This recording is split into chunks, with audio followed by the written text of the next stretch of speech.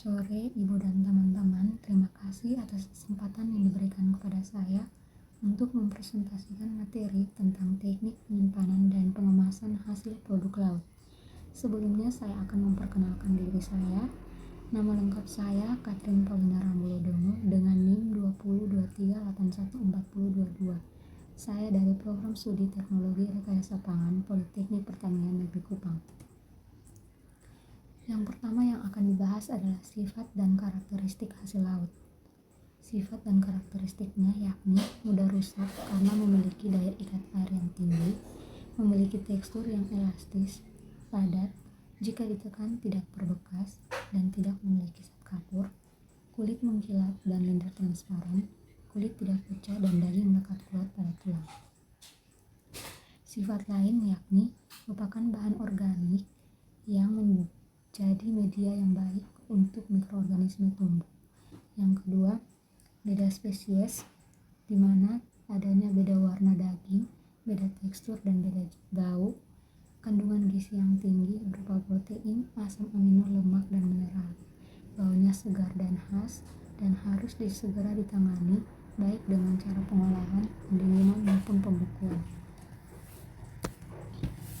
Faktor kerusakan produk hasil laut dibedakan menjadi dua, yakni faktor internal dan faktor eksternal.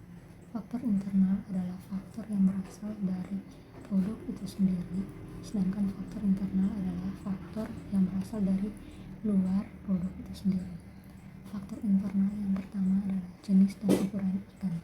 Yang kedua, kandungan lemak. Jika kandungan lemak ini teroksidasi, akan menyebabkan bau tunik dan busuk. Yang ketiga, aktivitas enzim.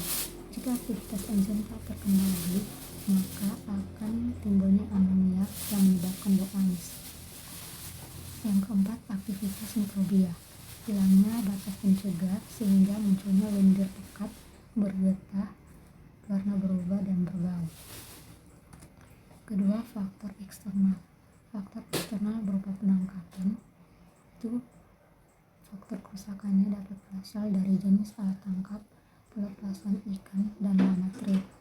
Yang kedua, dari lingkungan, itu dipengaruhi oleh suhu, lembab, bersih atau bersih berupa kebersihan peralatan air dan ruangan.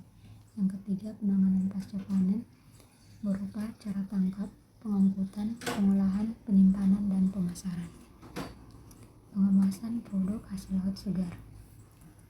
Pengemasan ikan mutu rendah dapat menurunkan ikan dengan kualitas ikan mutu baik dan semakin baik saat dikemas. Tujuan pengemasan adalah untuk melindungi produk dari udara luar, memperpanjang umur simpan, menekan pertumbuhan mikroorganisme, mencegah perubahan rasa, aroma, dan tekstur, melindungi dari panas dan gas, mencegah perubahan pH, dan mencegah terjadinya reaksi enzimatis seperti reaksi oksidasi. Pengemasan retail atau eceran dibagi menjadi 4. Yang pertama, film tray combination. Fungsinya untuk ukuran produk besar dan tidak teratur. Yang kedua, plastik pembungkus berupa semi moisture proof cellophane oriented PP atau PVC.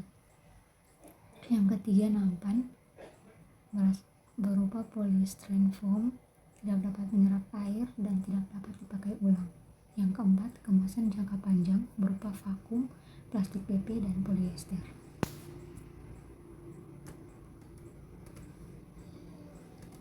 Pengemasan ikan kaleng. Ikan kaleng biasanya berupa ikan salmon, ikan tuna, dan ikan sarden. Pengemasan kaleng harus sesuai dengan standar.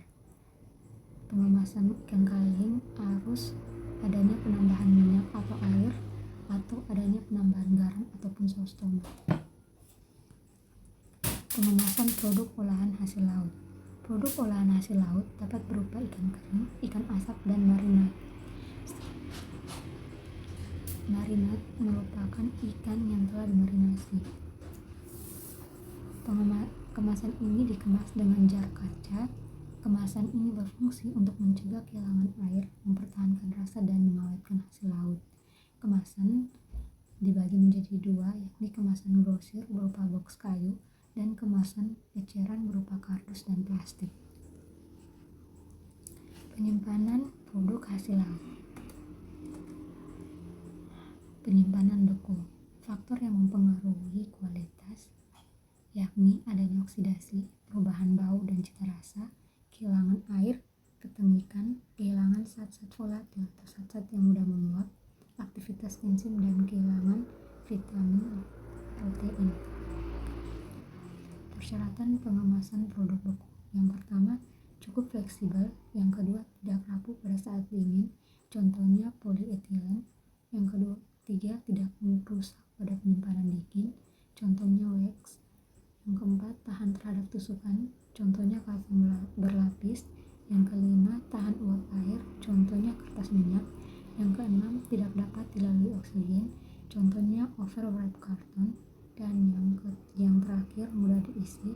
Contohnya overwrap cellophane film. Pengemasan selama pengangkutan. Prinsip dari pengemasan selama pengangkutan adalah transportasi harus cepat sampai ke pasar. Jenis kemasan yang biasa digunakan adalah box kayu yang ditambah dengan es. Yang kedua, karton gelombang yang tetap kaku pada waktu basah. Yang ketiga, karton gelombang dengan wax dan pelapis bagian dalam. Yang keempat, karton gelombang dengan lapisan busa. Yang kelima, karton dan polistiren. Sekian materi yang bisa saya sampaikan. Atas perhatiannya saya ucapkan terima kasih. Selamat sore.